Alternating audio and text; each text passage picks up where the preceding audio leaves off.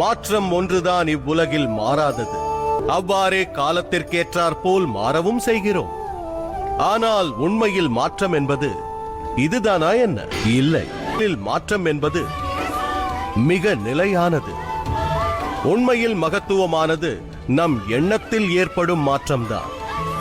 காலத்திற்கேற்றாற்போல் நம் எண்ணங்களையும் மாற்றிக்கொள்ள வேண்டும். வெளித்தோற்றத்தில் மாற்றமானது சமுதாயத்தை சுத்திகரிப்பது இல்லை. சமுதாயத்தின் மாற்றத்திற்கு மிக அவசியம் மனதின் மாற்றம்.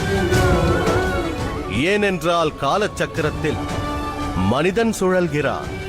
நிலையாக நின்றுவிட்டால் அது கல்லாகிறது. ஆதலால் காலத்துடன் தன் எண்ணத்தை மாற்றிக்கொள்ளாதவன் வெறும் கல்லுக்கு நிகரானவன். மனிதன் கல்லாவது சமாதியில் மட்டும்தான்.